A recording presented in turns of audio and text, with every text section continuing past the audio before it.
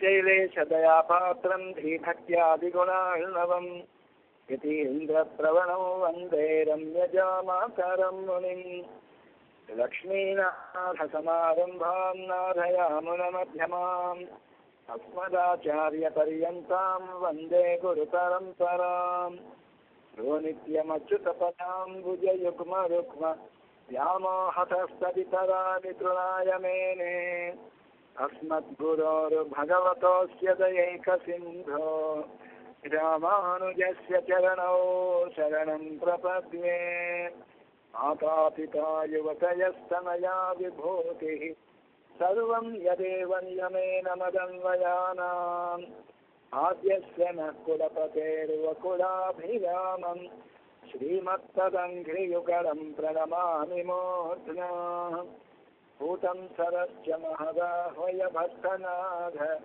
శ్రీభక్తిసారకులశేఖర యోగివాహాన్ భక్తాంఘ్రివేణుపరకారయతీంద్రమిశ్రాన్ శ్రీమత్పరాంకుశమునిం ప్రణతోస్మి నిత్యం శ్రీధన్విపుర్యాం వృషభే విశాఖే ఆత్రేయవంశోద్భవసాత్వికాగ్ర్యాం శ్రీచోళసింహాద్రిగురుత్తమంత్రం శ్రీరంగనారాయణమాశ్రయామః నీలాతుంగస్తనగిరితటే సుప్తముద్బోధ్య కృష్ణం పారార్ధ్యం స్వం శృతిశతశిరసిద్ధమధ్యాపయంతి సోచ్ఛిష్టాయాం స్వజనిగలితం యాబలాకృత్య భుంక్తే మోదాతస్యై నమయిదమిదం భూయ ఏవాస్తు భూయః అన్నవయల్ పురువై ఆండాళరంగర్కి తన్ను తిరుప్పావై పలుపదియం இந்நிஷையால் பாடி கொடுத்தாடு நற்பாமாலை பூமாலை சூடி கொடுத்தாலை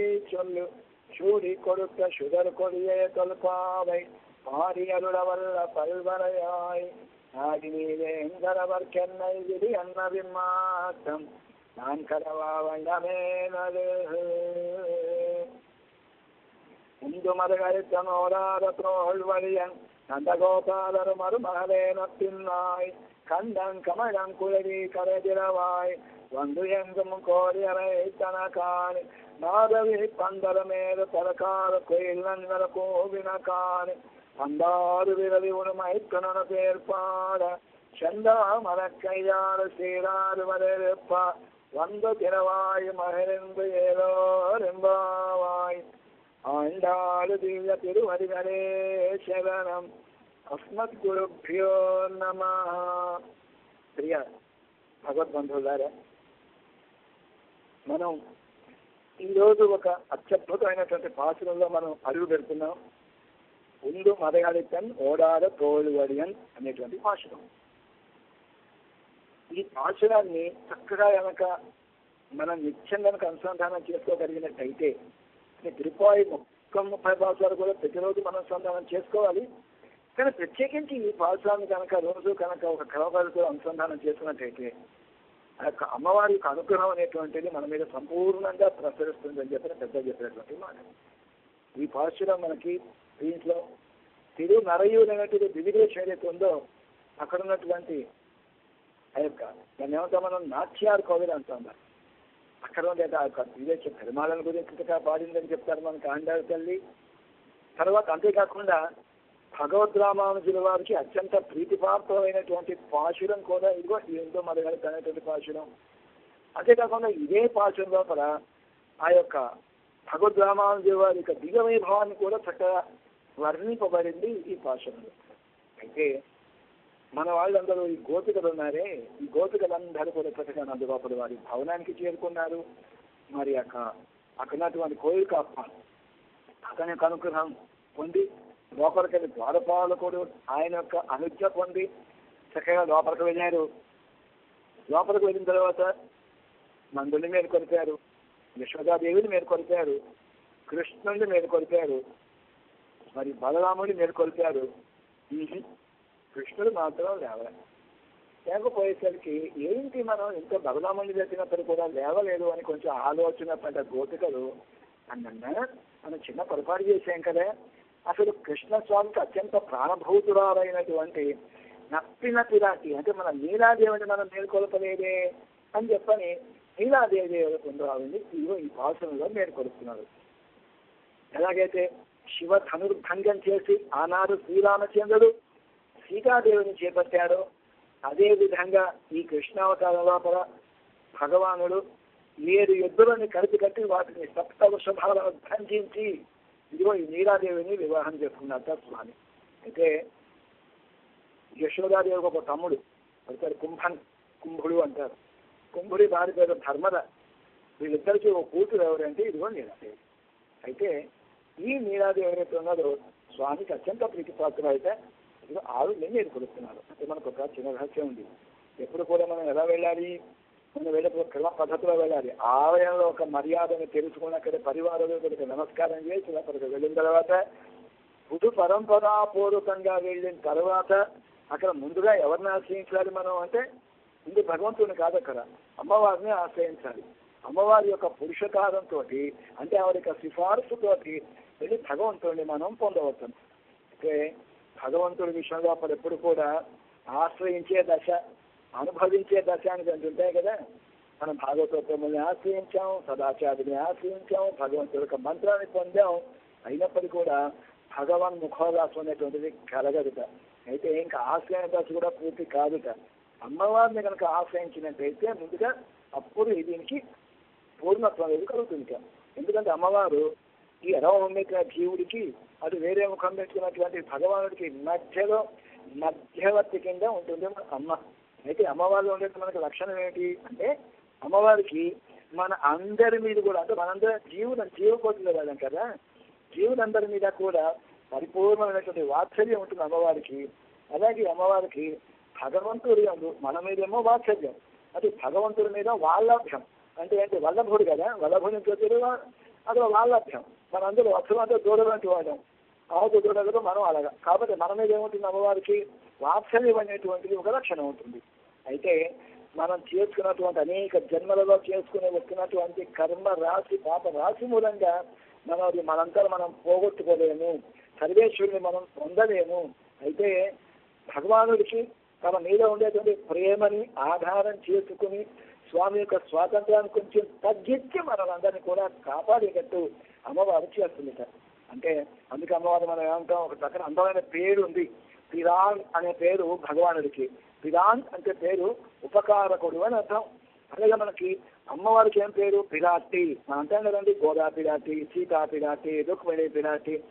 పిరాటి అంటే మనకు ఉపకారకురాలు, అంటే మనకు పురుషకార భూతురాలు అని చెప్పని అర్థం అన్నమాట. అయితే ప్రతి దగ్గర ప్రతి వ్యూహంలో కానీ ఎక్కడన్నా కూడా ఈ పురుషకారం ఉంటుందా అంటే తప్పకుండా ఉంటుందని చెప్తారు. ఇంకా మనకి పరమపదం ఉంది, శ్రీవైకుంఠం పరమపదం ఉంటుంటాం కదా. ఆ పరంపర లోపల భగవానుడు అనంత గరుడ విశ్వసేనాదులతో పాటుగా అసలు ప్రధానత తన మహిషులు ఎవరైతే ఉంటారో శ్రీ భూ నీలా సమేతుడై అక్కడ వేంచేసి ఉంటారు. అక్కడ 3 పిలాటులు ఉంటారు. అయితే ఇక్కడ దాంట్లో శ్రీదేవి అనేటువంటి మనకి ప్రధాన తత్వం. మనకు ఆదివాళ్ళు కూడా అంటారు కదా, మహలే తిరుమహర మన్మహలాయల మరమహై ఎన్నివరు మోవరాల కాదల మహలే తిరుమహై మన్మహై ఆయర్ మరమహై.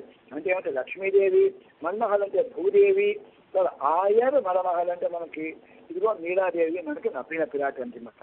అలాగే ఎలా ఉంటుందో అమ్మవారికి దివ్య సౌందర్యం, అదే కదా మనకి రక్షకం. భగవంతుడికి ప్రేమ, మనకేమో ఆ సౌందర్యం, తల్లి సౌందర్యమే మనకు రక్ష.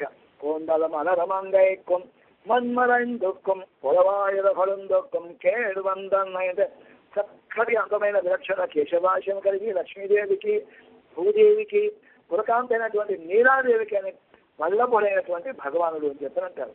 సరే, బాగానే ఉంది. మరి వ్యూహావస్థకు వచ్చినప్పుడు వ్యూహావస్థ అంటే పరస్వరూపేదకు వ్యూహావస్థకు వచ్చినప్పుడు అక్కడ క్షీరాభ స్వామి చక్కగా శయనించినప్పుడు అక్కడ శ్రీదేవి భూదేవి ఇద్దరు పిలాతులు ఉంటారు. ఇద్దరు తదల పురుషకార వైభవం ఉంటుంది. సరే, స్వామి ఇక్కడ మెల్లిగా ఇక్కడ కిందకి అవతరించారు. అక్కడ అవతరించినప్పుడు శ్రీ వరాహస్వామి కింద అవతరించినప్పుడు అదిగో భూదేవి పురుషకార భూతురాల కింద ఉంటుంది. మరి శ్రీరామావతారంలో సీతాభిరాటి కింద ఏం చేసి ఉండి ఆవిడ పురుషకార భూతురాలు అవుతుంది. మరి కృష్ణావతారంలో ఆవిడే నప్పిన పిరాటి కింద నీలాదేవి కింద ఉండి పురుషకార భూతురాల కింద ఉంటుంది. ఎక్కడున్నప్పుడు కదా జీవుడు పరిచారి అంటే అమ్మవారి ద్వారానే. ఎందుకు అమ్మవారిలో ఉండేది అంత స్పెషల్ క్వాలిటీస్ ఏమిటి, అమ్మవారి లోపల ఆవిడలో ఉండేది ప్రధాన లక్షణం ఏమిటి అంటే ఇదిగో 2 ముఖ్యమైన లక్షణాలు మనం చెప్పుకోవచ్చు. కాలంలో 15-16 లక్షణాలు ఉన్నాయి అమ్మవారి లోపల. కానీ మనకు ముఖ్యంగా 2 చెప్పుకున్నట్టయితే శ్రీయతే శ్రేయతే అని చెప్పని అంటారు. అంటే ఏమిటి? శివుడు అంటే మనందరూ కూడా వెళ్ళి మనతో ఆశ్రయింపబడేటువంటిది. తర్వాత శ్రేయతే అంటే మనకు సాక్షాత్తు పరమాత్మని వెళ్ళి తాను ఆశ్రయించేటువంటిది. మనతోనేమో ఆశ్రయింపబడే విధంగా ఉంటుంది, తను వెళ్ళి పరమాత్మను ఆశ్రయిస్తుంది. అలాగే తర్వాత మనం చెప్పేటువంటి మన మొర ఏదైతే ఉందో చక్కగా ఆలోచిస్తున్నట వింటుందిట, తను విన్నది ఏదైతే ఉంటుందో అక్కడ మళ్ళీ పరమాత్మ దగ్గర స్వామికి చక్కగా వినిపిస్తుందట. ఇది మరొక మంచి లక్షణం అమ్మవారిది. కాబట్టి ఎవరైనా కానీ, అంటే పెద్దవాళ్ళైనా కానీ చిన్నవాళ్ళైనా కానీ, ఎవరైనప్పటికీ కూడా, ఎటువంటి వారైనప్పటికీ కూడా వాళ్ళందరూ కూడా అమ్మవారి అనుగ్రహం కనుక వాళ్ళ మీద పడందే పరిపూర్ణమైనటువంటి భగవద్ అనుగ్రహం ఏదైతే ఉంటుందో వాళ్ళ మీద ప్రసరించదట. మన ఆంజనేయ స్వామి ఉన్నాడు, లంకకు వెళ్ళాడు. లంకకు వెళ్ళిన తర్వాత 4 అంగుళాల మాత్రమేనా అన్నట్టుగా 4 అంగుళాల చోటు కూడా వదలకుండా మొత్తం సర్వమంతా కూడా లంకనంతా అన్వేషించారు అమ్మవారి కోసం. ఎంత వెతికినప్పటికీ కూడా అమ్మవారు కనపడలేదు. ఇక నిరాశపడి ఒక మూల కూర్చొని ఇంకా ఆత్మహత్య చేసుకుందామని స్థితి వచ్చిన తర్వాత ఇక లాభం లేదు అనుకోని ముందుగా పెరుమల ప్రార్థన చేద్దాం అనుకున్నాడు. ప్రార్థన చేసి ఏం ప్రార్థన చేశాక, సరే నువ్వే నాకు శక్తిని వారికి హే భగవాన్ అని చెప్పని ఒక చిన్న ప్రార్థన చేశాడు ఆయన. నమోస్తు రామాయ సలక్ష్మణాయ దేవ్యై చ తస్యై జనకాత్మజాయై అని చెప్పని ఒక్క ఇది ఏమన్నాడు, ముందు నమస్కారం ఎవరు చేశారు? ముందు రామచంద్రుడికి చేశారు ఆచార్యుడు, తర్వాత లక్ష్మణస్వామికి చేశారు, దాని తర్వాత అమ్మవారికి చేశాట. చేసిన తర్వాత ప్రార్థన ఏం చేశారో తెలుసమ్మా, నేను స్వతంత్రించి నిన్ను వెతకగలను అనేటువంటి బుద్ధితో నేను ఇక్కడికి వచ్చాను. నిజానికి నిన్ను వెతకడానికి నేను ఎవరిని? నువ్వు ఎవరి మీదైతే అనుగ్రహం చూపిస్తావో వాళ్ళకి దొరుకుతావు తల్లి. జనకాత్మజ అని చెప్పినప్పుడు అన్నంటారు మనకు. ఆనాడు జనకుడు ఎలాగైతే ఆయన దురుతున్నప్పుడు ఎలాగైతే నువ్వు లభించావు, అప్రయత్నంగా జనకుడికి లభించావు కదా తల్లి. నీ అనుగ్రహం జనకుడి మీద ప్రసవించి నువ్వు ఆయనకి లభించావు. అంతేకాని జనకుడు అని ప్రత్యేకించి ప్రయత్నం చేయలేదు నీ కోసం. అలాగే ఎలాగైతే ఆనాడు జనకుడిని అనుగ్రహించిన జానకి మాకవు, అలాగే నువ్వు తెలియంది మాకు కూడా నీ అంతలో నువ్వే మాకు లభ్యం కావాలి తల్లి, అనుగ్రహించాలని చెప్పని ప్రార్థించాక. ఎప్పుడైతే అలా ప్రార్థన చేశారో వెంటనే అక్కడ ఒక పక్షుల కలకలం అలా వినిపించేది. అక్కడ ఎక్కడి నుంచి వస్తుంది కలకలం చూస్తే గోడ యువతలు ఉన్నాడు, గోడ అవతల అశోకవరం ఉందిట. అన్న ఇది చూడలేదే, ఒక దూకు దూకాడు, అటువైపు వెళ్ళాట. వెళ్ళిన తర్వాత మనకు అందరికీ తెలుసు అమ్మవారిని ఎలాగా సందర్శించాడు హనుమాన్ చెప్పని. అయితే ఇటువంటి వాళ్ళకైనా అమ్మవారి అనుగ్రహం కావాలి. ఆంజనేయ స్వామి కూడా అదిగో ఆ జనకాత్మజాయ అని చెప్పి అన్నప్పుడు అదిగో అమ్మవారు కనిపించింది. సరే, అక్కడ మనకి లక్ష్మణ స్వామి ఉన్నాడు. లక్ష్మణ స్వామి కూడా 14 ఏళ్ళు ఏకాంతంగా సీతారాముల యొక్క కైంకర్య భాగ్యాన్ని లక్ష్మణస్వామి పొందారే. అసలు అనగా నేను తీసుకెళ్ళనంటే తీసుకెళ్ళన్నాడు. ఇక్కడ చక్కగా మన తల్లిదండ్రులను చక్కగా సేవించు, తర్వాత మన అమ్మలు తల్లులు ఉన్నారు వాళ్ళని కూడా చక్కగా అందరినీ ఎవరి భేదం లేకుండా అందరినీ ఇట్లా అందరూ నీటి వాదం చేశారు. చేస్తే చివరికి ఇంకా లాభం లేదు, మా అన్నయ్య నన్ను తీసుకెళ్ళదు అని చెప్పినట్టు ప్రారంభ లక్ష్మణ సేవ ఉన్నట్ట. ఇట్లా కాదని చెప్పని ఒక్కసారి అమ్మవారి కేసు చూశాక, అమ్మవారి కేసు అమ్మ ఇది నన్ను కూడా కొంచెం నేను తీసుకెళ్ళమని చెప్పు అని చెప్పినట్టు చూశాక, చూసి ఆవిడని ఫోన్లేండి మనవాడే వస్తాడు అని చెప్పి ఒక చూపు చూసినట్టు ఒక కంసాకి చేసినట్టు రామచంద్రుడికి అంటారు. మనకి సీతామువాచాతి మహాయశ రాఘవంచ మహావ్రతం అంటారు. సీతామువాచాతి యశ రాఘవంచ మహావ్రతం అంటే అమ్మవారి యొక్క పురుషకారంతో లక్ష్మణస్వామి కూడా అదిగో వెళ్ళగలిగాడు. 14 సంవత్సరాలు, 1 ఏళ్ళ 2 ఏళ్ళ 3 ఏళ్ళ 4 ఏళ్ళ 14 సంవత్సరాలు లక్ష్మీనారాయణుడు అంటే సీతారాముల మిథునం వాళ్ళని చక్కగా కైంకర్యించుకొని వాళ్ళకి కైంకర్యం చేసిన భాగ్యం అరిగిపడుతుందండి. అలా పట్టింది లక్ష్మణస్వామికి. అంతేకాకుండా మరొకరున్నాడు, ఇంకో పెద్ద మనిషి ఉన్నాడు, సుగ్రీవుడు ఉన్నాడు. ఈ సుగ్రీవుడు వారితోటి పన్నులు తిని ఈ యొక్క భార్యని వాడు చక్కగా తన పత్ని చేసుకున్నాడు. రుమని సుగ్రీవుడి భార్య రుమని ఈయన తన భార్యకి ఏం చేస్తున్నా సుగ్రీవుని వెలగొట్టాడు. కట్టుపాటతో వాడిని వెలగొట్టాడు సుగ్రీవుడిని. వారి రాజ్య సుఖాలు కోల్పోయాడు సుగ్రీవుడు, భార్యను కోల్పోయాడు, భోగాలన్నీ కోల్పోయాడు. ఎక్కడ వాడి వచ్చి చంపుతాడు అన్న భయంతో చెట్టు పుట్ట గుట్ట అని కూడా మొత్తం తిరుగుతూ ఒక సంచారి జీవి కింద అయిపోయాది. అటువంటి సుగ్రీవుడికి సమస్తము లభించింది నీ అనుగ్రహం మూలంగానే కదా తల్లి అంటే. ఎట్లా అమ్మవారి అనుగ్రహం అంట. ఎందుకు అమ్మవారి అనుగ్రహం? ఆ పైన లంకకు వెళ్తున్నప్పుడు రావణాసురుడు ఆ సీతమ్మ వారిని అపహరించి తీసుకుపోతున్నప్పుడు తన యొక్క వస్త్రం లోపల చక్కగా నగలన్నీ మూట కట్టి కింద ఎవరి దగ్గర పడేయాలి అని చెప్పి చూస్తుంది ఆ తల్లి. అలా చూస్తున్నప్పుడు కింద పంచవానర పుంగవాన్ అని చెప్పని 5 వానరులు కింద ఉన్నట్ట. చూసి తలకాయకి చూశాడు సుగ్రీవుడు. కాబట్టి ఇక్కడ ఆ మూట వచ్చి వీడి ఒళ్ళో పడింది. ఎవరి ఒళ్ళోనూ? ఈ సుగ్రీవుడి ఒళ్ళో పడ. ఏమిటి మూట అని చెప్పి దగ్గర చూసుకున్నాడు. నగలు పైన చూస్తే అవరాపారంతో వెళ్ళిపోయాడు. దాన్ని జాగ్రత్తగా భద్రం చేసి తన దగ్గర పెట్టుకున్నాడు. అమ్మవారు అనుగ్రహించిన ఆ మూటని. తర్వాత రామచంద్రుని చూపించాడు, నేను గుర్తుపట్టలేనన్నాడు. లక్ష్మణ స్వామిని చూపించాడు, ఆయన కూడా ఇదిగో ఈ పాద మందిరాలు అవుతున్నా, దీన్ని నేను గుర్తుపట్టగలుగుతాను, ఇది మా వదిన గారివి అని చెప్పి చక్కగా చెప్పాడు. అంటే ఏంటి, వీడి మీద ఆ తల్లి యొక్క అనుగ్రహం పడిందన్నమాట. ఆ తర్వాత ఏమవుతుంది మనకి, వారిని వధించడము, పోగొట్టుకున్న రాజ్యాన్ని పొందాడు, తను మంచి దూరమైనటువంటి భార్యని పొందాడు, తర్వాత ఇంకా భోగ భాగ్యాలన్నీ కూడా పొందారే. ఇదంతా కూడా ఆ యొక్క సీతమ్మవారి అనుగ్రహం మూలంగా. ఇంకో పెద్ద మనిషి ఉన్నాడు విభీషణుడు. ఎక్కడ కూడా విభీషణుడు సాక్షాత్తుగా సీతాదేవిని సందర్శించడం మనకి ఎక్కడా శ్రీరాముడు కనిపించదు. ఆ చివరికి ఎక్కడో అప్పుడు వెళ్తారేమో అక్కడ. కానీ మరి విభీషణుడి మీద అమ్మవారి అనుగ్రహం ఎలా ప్రసరించింది అంటే, అసలు సీత రామ లక్ష్మణుడు ముగ్గురు కొన అరణ్యంలో ఉన్నప్పుడు శూర్పణఖ అక్కడికి వస్తుంది. శూర్పణఖ అక్కడికి వచ్చినప్పుడు అప్పుడు ఇదేంటికి మీకు తిరుగుతున్నారు, అసలు మీరెవరు అని అడుగుతుంది రామచంద్రుడిని. అడిగినప్పుడు ఇదిగో మా తండ్రిగా దశరథ మహారాజు, ఆయన ఆశతో మేము ఇక్కడ ఇలా ఉన్నాం. రాముడికి ఎప్పుడు కూడా అబద్ధం అంతా ఇష్టం ఉండదు, యథాతథంగా ఉన్నది అని చెప్పాడు. ఇదిగో ఇది నా భార్య, అదిగో అతను నా తమ్ముడు లక్ష్మణుడు అని చెప్పారు. మరి నువ్వెవరు అని అడిగినప్పుడు రావణాసుని గురించి వర్ణించి చెప్పింది, వాడు మొత్తం రాక్షసులకు ప్రభావం చెప్పింది, కుంభకర్ణుని గురించి చెప్పింది, కుంభకర్ణుడు వాడు ఎప్పుడు నిద్రాపరోషుడై ఉంటారని వాడి గురించి చెప్పింది. చెప్పిన తర్వాత చివరికి విభీషణుడి గురించి చెప్తూ వాడొక్కడే మా వంశంలో చెరగొట్టారు, అదేమిటోనండి, వాడికి అసలు రాక్షస బుద్ధులే రాలేదని చెప్పాలి. ఇక విభీషణస్తు ధర్మాత్మ నటు రాక్షస చేష్టిత అని చూడకనుక. అంటే అంత రాక్షస లోపల కూడా దుర్మార్గుడైన రాక్షసు లోపల కూడా ధర్మాత్ముడైనటువంటి విభీషణుడైన వాడు ఒకడు ఉన్నారా అని అమ్మవారు ఆలకించింది. ఓహో అనుకుంది కావడ. అంతే వెంటనే ఆ యొక్క సీతమ్మ వారికి అనుగ్రహం విభీషణుడి మీద పడింది. అది అంతేనండి, మనసులో అనుకున్నారు ఏమన్నప్ప అంత అక్కడ కూడా విభీషణుడి వరకు ధర్మాత్ములు ఉన్నారా అని చెప్పని. సరే, తర్వాత కాలం లోపల లంకకు వెళ్లాల్సి వచ్చిన పరిస్థితి పట్టింది అమ్మవారికి. అక్కడికి వెళ్ళిన తర్వాత అశోకవనంలో తను ఒంటరిగా రాక్షసీల మధ్యలో ఉన్నప్పుడు ఈ విభీషణుడు ఎవరైతే ఉన్నారో మీకు తెలుసు కదా, పరతత్వం చేసిన అనుభవాలు ఎక్కడ మన ఈ విభీషణుడు ఏం చేశాక ముగ్గురి ద్వారా అమ్మవారికి సేవ చేసుకున్నట్టు, ముగ్గురు ద్వారా వాళ్ళని పంపించి సేవ చేసుకున్నట్ట విభీషణుడు పరోక్షంగా. ఎలాగా?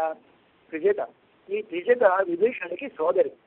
ఆవిడ కదా సీతా స్వప్నము, తర్వాత ఇలా రావణాసురుడు ఈ విధంగా వారికి అన్ని అపశకునాలే మొత్తం నా కళ్ళ వచ్చాయి, పేరముడుగులు ముడిగినట్టుగాను, తర్వాత ఇంకా అందులో తైలాంటి ఇట్లాంటి వారి స్వప్నం గురించి, తన స్వప్నం గురించి, రావణాసురుడి గురించి, అలాగే సీతారామరక్షణలో ఒక చక్కటి ధైర్యానికి మీద ఆకాశంలో ధైర్యిస్తున్నట్టుగాను పూర్వ మానవ ధైర్యించి ఎట్లా చెప్పింది కదా. ఆ తర్వాత త్రిజట అనేటువంటిది అలా దగ్గర ఉండి చలిచక్కరగా ఉండి అమ్మవారికి ఊరట కలిగించింది ఆవిడ సోదరి, విభీషణుడి సోదరి. మరి విభీషణుడికి సరమ అనేటువంటి భార్య ఉంది. ఆవిడ ఇప్పుడు ఆవిడ కూడా తోడుగా ఉంది ఎవరికి, ఈ మన సీతమ్మకి. రావణాసుడికి భయపడకుండా వాళ్ళు నాగపాశ బద్ధులై పడి ఉన్నప్పుడు చక్కగా ఈవిని తీసుకెళ్ళి, అమ్మ సీత ఇదిగో వీళ్ళకేం కాలేదు, వాళ్ళు చనిపోయిన వాళ్ళ మొహాలు ఈ విధంగా ఉండవు, పైగా చనిపోయిన వాళ్ళకి మైలో ఉంటుంది, కాబట్టి ఏంటంటే మనకు పుష్పక విమానం ఏదైతే ఉందో ఈ పుష్పక విమానం మీద మనం ఉన్నాం, అయితే మనకి ఏమన్నా అంటే ఈ పుష్పక విమానం మనల్ని వహించదు, ఇంత ధైర్యం చెప్తుంది ఆవిడ. సరే, ఇంకొక ఆవిడ ఉంది, ఈ విభీషణుడికి ఒక కూతురు ఉంది, ఆ అమ్మాయి పేరు అనర. ఈ అనరతోటి సకల సపర్యలు చేయించాక అక్కడ ఎక్కడ మన లంకలోపల అశోకవనంలో సీతమ్మ వారికి. అయితే నిజానికి గొప్ప రామభక్తుడు ఎవరు, మన విభీషణుడు. అయితే భక్తులను వారు ఏం చేస్తారు, మన ఇంటి ముందు శ్రీరామ రక్ష సర్వ జగత్ రక్ష అని మనం రాసుకుంటాం కదా, శ్రీమతే నారాయణాయ నమః, శ్రీమతే రామానుజాయ నమః. అలా ఏం చేశాక అది లోపల గోడల మీద పూజా మందిరం లోపల రాయాల్సి రామ రామ రామ రామ చక్కగా రాసుకున్నట్టే విభీషణుడు మొత్తం రాసుకున్నట్టు లోపల గోడల మీద. ఒకసారి ఏమంటే మా తమ్ముడు ఏం చెప్తున్నారు అని చెప్పని ఈ రావణాసురుడు విభీషణుడి ఇంటికి వచ్చాడు.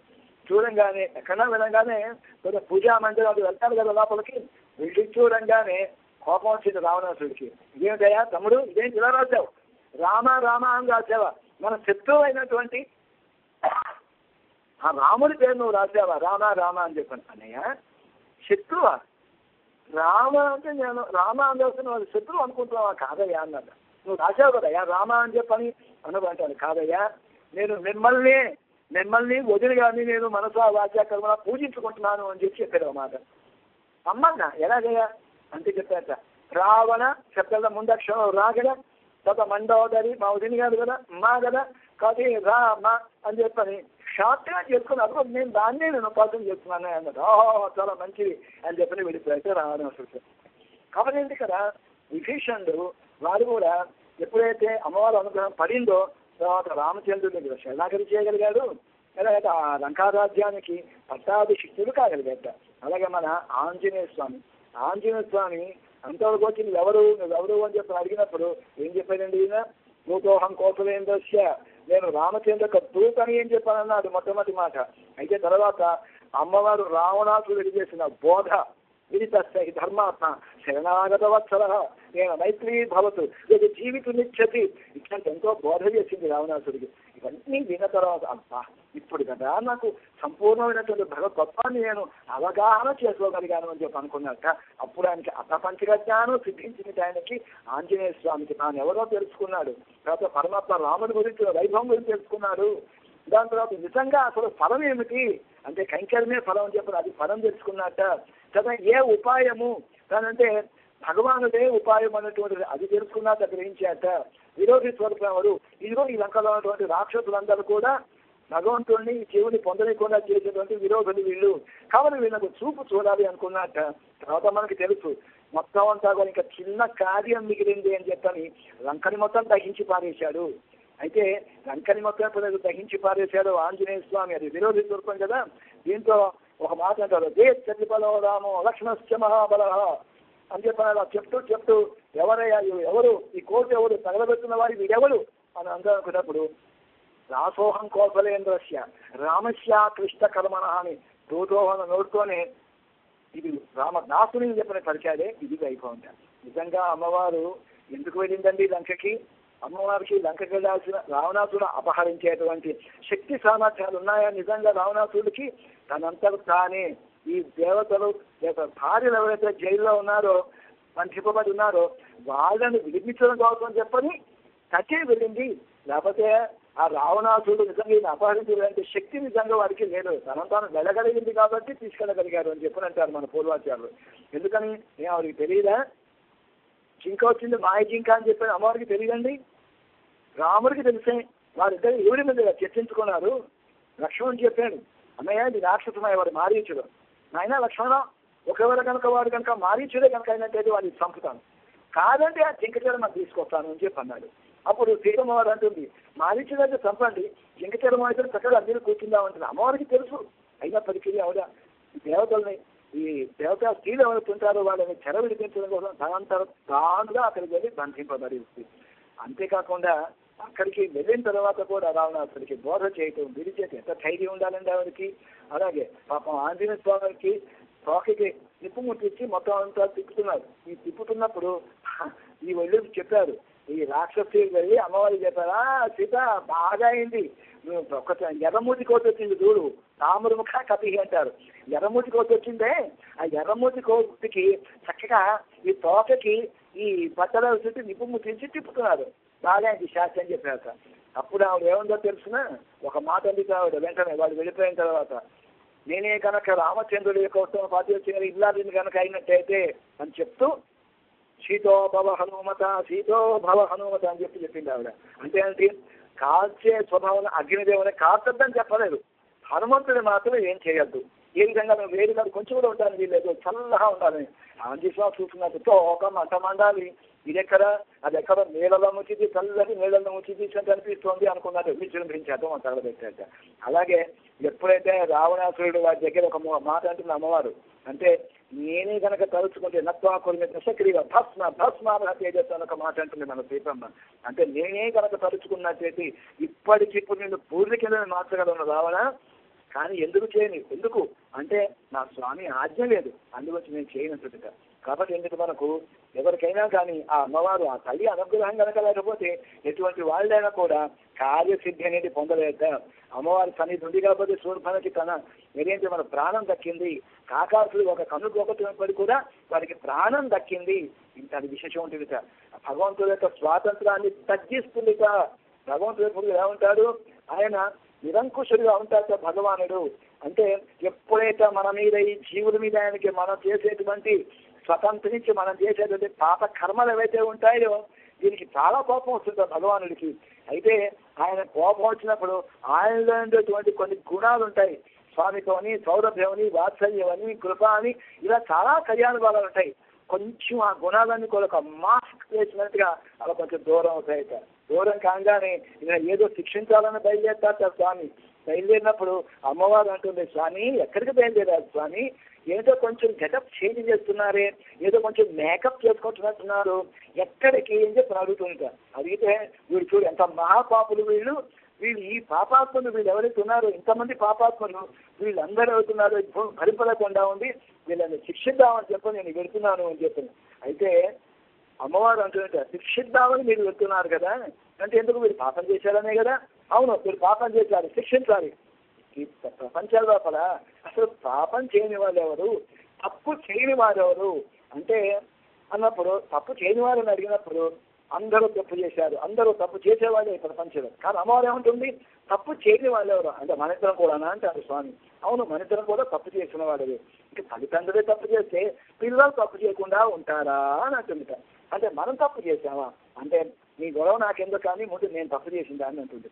అంటే నువ్వెప్పుడు తప్పు చేసావు అని అడుగుతాడు. అడిగితే రామావతారంలో నేను సీతని కదా ఏమన్నాను, మీరు నా పక్కన ఉన్నారు.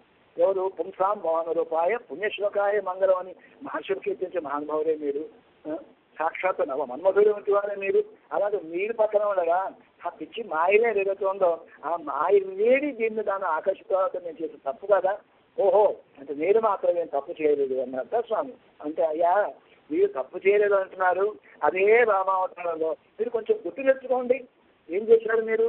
మీ తమ్ముడు వద్దని చెప్పారా, లక్ష్మణస్వామి వద్దని చెప్పారా, అన్నయ్య అది మాయ లేది, అది మారీచుడు, అది మాయ అని చెప్పారా?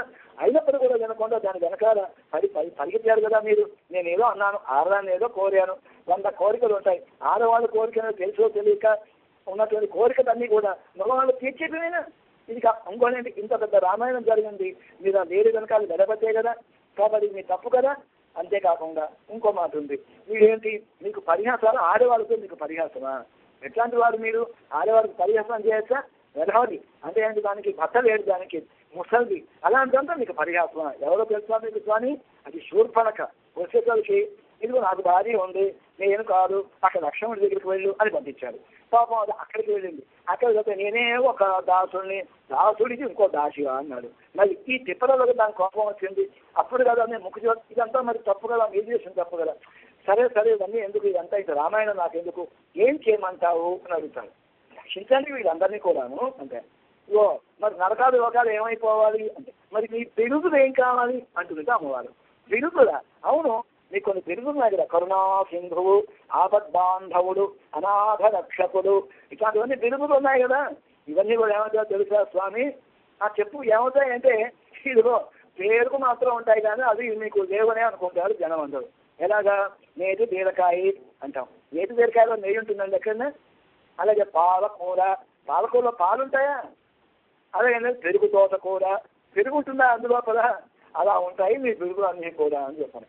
సరే సరే ఏం చేయమంటావు అన్నప్పుడు ఈ పాపాత్ములు ఎవరైనా ఎట్లాంటి వారికి కూడా పశ్చాత్తాపడి మన పాదాల మీద పడి రక్షించండి, ఇక నేను తప్పు చేయమంటే వాళ్ళందరినీ కూడా మీరు చక్కగా కాపాడచ్చు అని చెప్పారు. అప్పుడు అనుకుంటారట భగవానుడు ఆయన ఒక కోడ్ ఆఫ్ కాండక్ట్, ఒక ఇది చేశాడు కదండి, మన పీనల్ కోడ్ లాగా ఒక క్లాస్ పెట్టాడు కదా. ఏమిటో తెలిసిన శ్రీమద్ భగవద్గీత దాంట్లో సరే సరే ఈ శ్లోకాన్ని ఇంక్లూడ్ చేస్తామని చెప్పి చేశాక ఏంటో తెలిసిన అతి చేతు దదాచారో భజతే మహమనన్య భాక్ సాధురేవ సమంతవ్య సమ్యక్ జగతిత అని చెప్పి చెప్పారు కదా. అంతేలాగా మనకి వాడిని సాధువు ఎంత పాపం చేసినప్పుడు కూడా ఒకసారి కనుక నన్ను కనుక శరణాగతి చేసినట్టయితే వాడు నేను కాపాడచ్చు అని చెప్పి అనుకుంటారట. అప్పుడు ఏమైనాక ఇవన్నీ ఎక్కడెక్కడో ఉన్నాయి కదా ఈ గుణాలన్నీ కూడా, ఇవన్నీ కూడా భగవానుడిలో ప్రవేశించి అబ్బా అప్పుడైనా కరుణామయుడు, దయాసింధువు ఇవన్నీ అవుతారట స్వామి. అయితే ఈ పాఠం లోపల మనకు ఇదిగో ముందు అటువంటి అమ్మవారిని మేలుకొలుస్తున్నారు. ముందు మదఘాలిత్యం ఓడాదతోడు వర్యం నంద గోపాలను మరుమహలే నప్పిన్నో అని చెప్పినప్పుడు అంతేలాగా మదము స్వరించేటువంటి ఏనుగుల బలము కలిగినటువంటి, ఏ మాత్రము కూడా వెనకంజ వేయినటువంటి భుజబలము కలిగినటువంటి, పరాక్రమం కలిగినటువంటి ఓ నందగోపుల వారి కోడలా, మా నప్పిన పిరాటి అని అంటున్నాడు. ముందు మదహరితం ఓడాద తోడువరియన్ నందగోపాలను మరుమహలే నప్పిన్నాయ్. ఇలా ఎప్పుడైతే వీళ్ళు ఒక మాట అన్నారో కొంచెం అటు ఇటు చూసుకొచ్చి ఆవిడ లోపల కరివిందేమో, కొంచెం చూసి ఏమైంది, కొంచెం పక్క నుంచి చూసిన కొంచెం ఏదో పరిమళం వ్యాపించింది. ఈ పరిమళం వ్యాపించేసరికి ఈ పరిమళం ఎక్కడి నుంచి వస్తుంది, ఏమిటి ఈ పరిమళము, గంధం, ఈ పరిమళం ఏమిటి అని చూసరికి ఓహో అంటే మంచి పుష్పాలు ఇవన్నీ కూడా పుష్ప మాలలు వెళ్తున్నాయో తన పొప్పున చుట్టుకొని చక్కగా శేఖించింది వీడే ఈ లోపల నీలాదేవి అని చెప్పి అనుమానించారు. అనుమతి వెంటనే అంటున్నారు కదా, కందం కమడం కుడలి కదై తీరవాయ్. కందం కమడం కుడలి కదై తీరవాయ్. కుడలి అంటే కుడులు కలిగినటువంటి, కందం కమడం అంటే ఏంటి, మంచి పరిమళించేటువంటి కురులు కలిగినటువంటి ఓ నప్పిన పిరాయి, ఓ నప్పిన పిరాటి, నువ్వు మేలుకొనవలసింది అని చెప్పి అంటున్నారు వీళ్ళు. అయితే ఎందుకుట లోపల నప్పిన పిరాటి ఏం చేసిన చక్కగా గుత్తులు చక్కగా పుష్పాలన్నీ కూడా ఎక్కడ కాసిన మనకు వస్తుంది అది. అయితే ఆ గుత్తులు చక్కగా పుష్పాలన్నీ కూడా తన శిగలో ముడుచుకుని ఆవిడ చేయించింది. ఆ పరిమళం బయటికి వ్యాపించింది. కందం కమలం కుడలి కడ తీరవాయ్. కలుపు తీరమ్మా, ఆ గడియ తీయంటున్నారు అన్నప్పుడు లోపల ఆవిడ సామాన్యులు కాదు, ఆవిడ కదా వీళ్ళందరూ గోపిక, ఆవిడ కూడా గోపికే కదా. అయితే ఆవిడందుకే లోపల నుంచి అలా కాదు, అప్పుడే తెల్లారింది అంటే అనికి ఏమిటి చేసినాం, ఎప్పుడే వచ్చారా మా ఇంటికి, తెల్లవారకుండానే ఏం చెప్పాను అంటే చెప్తున్నారు. తెల్లవారిందంటానికి కోళ్ళే కదా, కోడి కూటి అదేది ఉంటుందో కుక్కలో అదే కదా అందరినీ మేలుకొల్పేటువంటిది చెప్తున్నారు. వందు ఎంగం కోడేడై తనకాను, వందు ఎంగం కోడేడై తనకాను అంటే ఎక్కడో ఒక కోడి కాదు, 2 కోళ్ళు కాదు, అక్కడ సమస్తం మొత్తం సర్వత్రా కూడా కోళ్ళని కూడా లేచి అవన్నీ అరుస్తున్నాయి అని చెప్పినారు. కోళ్ళు అరవటమా, కోళ్ళు జాముకి లేస్తుంటాయి, అవన్నీ కూడా కూస్తూ ఉంటాయి. అయితే అది పెద్ద ప్రమాణం కింద చెప్పడానికి వీలు లేదు, తెల్లవారిందంటానికని కాసేపు పడుకొని ఏంటి అది పక్క అని ఉంటుంటే వీళ్ళు అంటున్నారు. అలా కాదమ్మా, కోళ్ళు లేవడం మాత్రమే కాదు సుమా, నీ ఇల్లు ఏదైతే ఉంటుందో, నీ ఇంటి ముందు నీ భవనం ముందు ఏదైతే ఉంటుందో చక్కగా మంచి పందిళ్ళు, మనం చిక్కుడు పాదు ఇవన్నీ వేస్తాం, ఇట్లాంటి పాదులు వేస్తాం కదా, చిక్కుడు లేకపోతే ఇంకేదన్నా ఇంకా వేరే పాటు అవి వేసుకుంటాం. కానీ మంచి శ్రీమంతుడు ఏం చేస్తారు సార్, ఇంటి ముందర మంచి పుష్పాలు ఉన్నటువంటి తీగలు ఉంటాయి, వీటిని చక్కగా పెంచుతాక పందిళ్ళ మీద. అలాగే ఇక్కడ ఉంటుంది మాధవి లతలు అంటే చక్కగా అల్లుకున్నట్టు, మరి మాలతి అనొచ్చు, మాధవి అనొచ్చు. అయితే మాధవి పందలు మేలు, ఈ మాధవి లతలు చుట్టుకున్నటువంటి చక్కటి పందిళ్ళు లిట, అలాంటి పందిళ్ళు ఒక పంది కాదండి, చాలా పందిళ్ళు ఉన్నాయట. మాధవి పందలు మేలు పల్కాలు పొయ్యి రంగలు కోవిన కాలు అంటే ఏమిటి, ఆ యొక్క పందిరి మీద ఈ కోకిలు ఏవైతే ఉన్నాయో చక్కగా మేల్కొనడానికి చిహ్నంగా అవన్నీ కూడా చక్కగా కమ్మగా అవన్నీ కూడా పూస్తున్నాయట. ఆ కూతలు ఏవైతే ఉన్నాయో అవి నీ చెవిన పడలేదా అన్నట్టుగా చెప్తాడు. వందెంగం కోడిన కాని మాధవి పందల మేల్ పలకాల పొయ్యి రంగలు కోవిన కాలు అని చెప్తే ఈవిడ ఏమి ఎక్కడ ఏది కనిపించట్లేదు, వీళ్ళకి ఏది ఆవిడ వేస్తోందా వస్తోందా ఆవిడకి తెలుస్తుందా ఏం తెలియట్లేదు. అయితే మెల్లిగా వీళ్ళు కొంచెం కిటికీ నుంచి ఎక్కడి నుంచి కొంచెం తొంగి చూశారు. ఈ తొంగి చూడంగానే ఏం కనిపించింది, ఆవిడ చేతిలో ఒక బంతి ఉంది, ఆ బంతి చక్క అలాగ పడుకుని అలాగే నిద్రపోయింది. అంటే ఈ బంతి ఏమిటి, బంతి పట్టుకుని నిద్రపోవటం ఏమిటి అంటే మనం ఒకటి చెప్పుకోవచ్చు. ఎవరన్నా ఈ రోజు కావాలనుకోండి, కొన్ని పాత రోజులు ఏం చేస్తారంటే ఈ వీళ్ళకి సాన్నిధ్యం కలగాలి, కొత్తగా పెళ్ళైనటువంటి వధువు వరులు ఎవరైతే ఉంటారో వాళ్ళకి చక్కగా సాన్నిధ్యం కలగాలని చెప్పి ఏం చేస్తారు, ఇదిగో దాని వివాహం తర్వాత కొన్ని వేడుకలు అనేది చేస్తుంటారు. అందులో బిందు ఉందనుకోండి, బిందులో ఉంగరం వేస్తారు. ఈ బిందులో ఉంగరం వేసి ఇదిగో మీ ఇద్దరు ఎవరు ముందు తీస్తే వాళ్ళకి ఏదో ప్రైజ్ ఇస్తా ఉన్నట్టుగా పెడతారు. అందుకే ఇద్దరు చేయి పెడతారు, లోపల చేయి పెట్టి దానిలో తిప్పుతూ ఉంటారు. ఈ లోపల కరస్పర్శగా దాంతో అది కలిగినప్పుడు ఏమవుతుంది, వీళ్ళకి ఒక రకమైన ఒక బెరుకు ఉండేటువంటిది ఒకరికొకరు పరస్పరం ఉండేటువంటిది అది తొలగిపోతుంటారు, ఇట్లాంటివి చేస్తుంటారు. ఆ తర్వాత ఏంటంటే మన పాదాలు తొక్కించడం, ఇట్లాంటి కొన్ని ప్రక్రియలు ఉంటాయి వివాహం లోపల.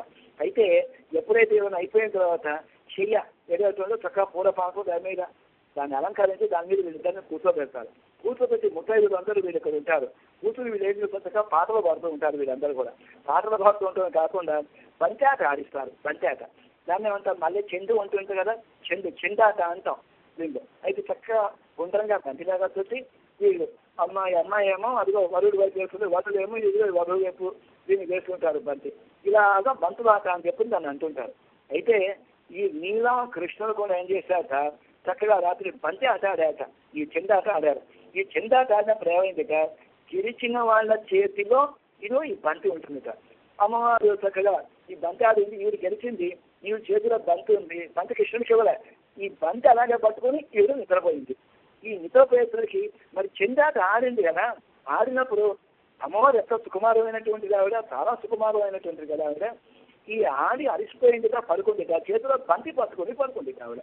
ఇది చూస్తున్నారు. చూసి పందారు విడలి ఉను మైత్రులను పేర్పాడ, మేము వచ్చాం తల్లి, ఎందుకు వచ్చామో తెలుస్తున్నా, పందారు విడలి బంతిని చక్కగా చేతిలో పెట్టుకునేది పడుకున్నావు అమ్మ, పందారు విడలి ఉను మైత్రులను పేర్పాడ, నీ బావగారు ఎవరైతే ఉన్నారో, నీ వల్లభుడు ఎవరైతే ఉన్నారో కృష్ణుడు, ఆయన గురించి మేము పాడాలని వచ్చామమ్మా, కొన్ని మైత్రులను పేర్పాడ అంటారు. అలా కొంచెం చేతుల్లో పంపిలో పట్టుకుని ఇట్లా పక్కన పెట్టేవారు, అలా పక్కన చేతి కొంచెం కదిలించిందో ఏమో, ఆ చెయ్యి చూశారు వీళ్ళు.